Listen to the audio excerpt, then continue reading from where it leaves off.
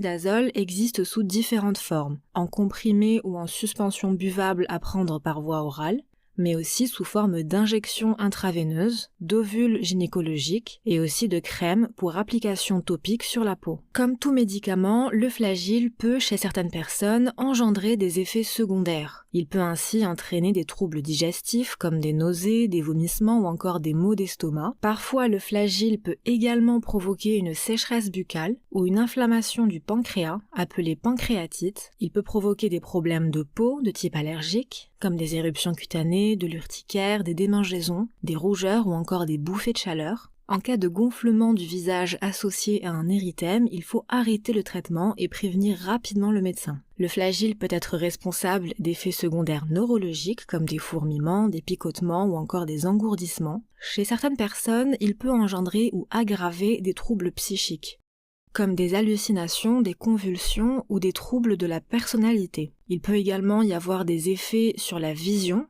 avec myopie, vision double, altération de la vision des couleurs, des effets sur le rythme cardiaque, comme perturbation du rythme, ou encore des effets sur la fonction hépatique. Le flagyl peut augmenter le taux des enzymes hépatiques ALAT et AZAT, les transaminases. Il peut aussi arriver qu'il y ait une coloration brun-rouge des urines. Il convient d'avertir les patients du risque potentiel de vertige, de confusion, d'hallucination, de convulsions et de troubles visuels, et de leur recommander de ne pas conduire de véhicule ni d'utiliser de machines en cas de survenue de ce type de troubles. Le métronidazole est contre-indiqué en cas d'hypersensibilité, c'est-à-dire d'allergie à ce médicament. Et puis, point très important, il est fortement déconseillé de l'associer à une consommation d'alcool. Il faut toujours prévenir le patient de ne pas boire d'alcool pendant le traitement et au moins 24 heures après la fin du traitement, car il y a un risque d'effet antabuse. Un effet antabuse, ça veut dire que l'alcool risque de causer des bouffées de chaleur, une rougeur au visage et à la poitrine, des nausées, des maux de tête et une sensation générale de malaise. En gros, une forme d'intolérance à l'alcool.